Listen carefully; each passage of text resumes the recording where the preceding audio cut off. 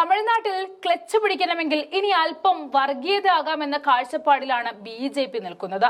പഠിച്ച പണി മുഴുവൻ പയറ്റിയിട്ടും തമിഴ്നാട്ടിൽ ഒരു സീറ്റിൽ പോലും വിജയിക്കാത്ത ബി.ജെ.പിയുടെ വർഗീയ ലൈൻ പക്ഷേ തകർക്കുകയാണ് ഭരണകക്ഷിയായ ഡി.എം.കെ. ചെയ്യുന്നത്. തമിഴ്നാട് മധുരയ്ക്ക് സമീപം സ്ഥിതി ചെയ്യുന്ന തിരുപ്പുറംകുണ്ട്രം മുരുകൻ ക്ഷേത്രം കുറച്ചു നാളുകളായി വർഗീയ സംഘർഷത്തിന്റെ കേന്ദ്രമായി സംഘപരിവാർ മാറ്റിയിരിക്കുകയാണ്. തിരുപ്പുറംകുണ്ട്രം കുന്നിനെ വർഗീയ വിഷയമാക്കി മാറ്റാനുള്ള സംഘപരിവാർ ശ്രമത്തെ ഡി.എം.കെ. അടക്കമുള്ള ഭരണപക്ഷ രാഷ്ട്രീയ പാർട്ടികൾ എതിർത്തു വന്നിരുന്നു. ജനങ്ങളെ മതപരമായി വിഭജിക്കാനുള്ള ബി.ജെ.പിയുടെ പദ്ധതി ഉത്തരേന്ത്യൻ സംസ്ഥാനങ്ങളിൽ പ്രാവർത്തികമാക്കിയെങ്കിലും തമിഴ്നാട്ടിൽ അത് അനുവദിക്കില്ല എന്ന ഉറച്ച തീരുമാനത്തിലാണ് സർക്കാർ എന്നവർ പ്രഖ്യാപിച്ചിരിക്കുകയാണ്. 8-ാം നൂറ്റാണ്ടിൽ പാണ്ഡ്യരുടെ ഭരണകാലത്താണ് സുബ്രഹ്മണ്യ ക്ഷേത്രം നിർമ്മിക്കുന്നത്. അതേസമയം അവസാനത്തെ മധുരൈ സുൽത്താനായിരുന്ന സെക്കന്ദർ ഷായുടെ ഓർമ്മയ്ക്കാണ് 17-ാം നൂറ്റാണ്ടിൽ തിരുപ്പുറംകുണ്ട്രം കുന്നിൽ മുരുകൻ ക്ഷേത്രത്തിന് ദർഗ സ്ഥാപിച്ചത്. ഇരു സമുദായങ്ങളിലെയും ജനങ്ങൾ തിരുപ്പുറംകുണ്ട്രം കുന്നിൽ ഒരുമയോടെ ആരാധന നടത്തിയിരുന്നു.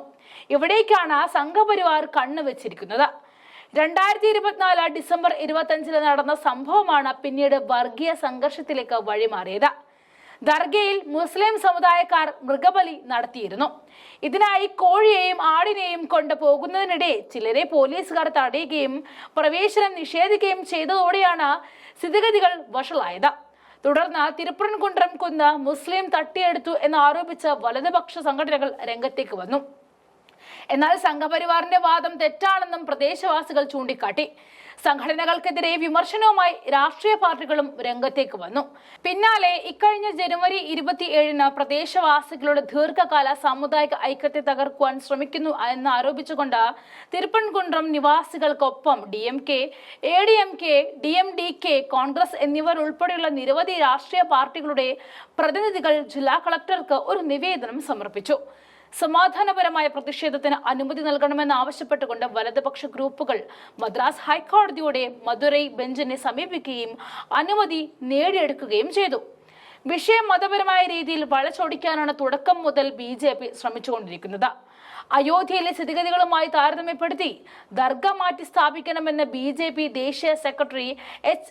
രാജ ആഹ്വാനം ചെയ്തതോടെയാണ് പ്രശ്നം കൂടുതൽ വഷളായത്. മതപരമായ സംഘർഷങ്ങൾ സൃഷ്ടിച്ചതിന് എച്ച്. രാജയ്ക്കെതിരെ കേസെടുക്കുകയും ചെയ്തിട്ടുണ്ട്.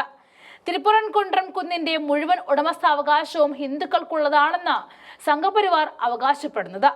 രാജസ്ഥാനിലെ അജ്മീർ ഷരീഫ് ദർഗ, ഉത്തർപ്രദേശിലെ ഷാഹി ജുമാ മസ്ജിദ്, വാരണാസിയിലെ ഗ്യാൻബാബി മസ്ജിദ് എന്നിവിടങ്ങളിലും സംഘർഷം സൃഷ്ടിക്കാൻ സമാനമായ തന്ത്രങ്ങളാണ് സംഘപരിവാർ തമിഴ്നാട്ടിലും പ്രയോഗിക്കുന്നത് എന്നുകൂടി ശ്രദ്ധിക്കണം.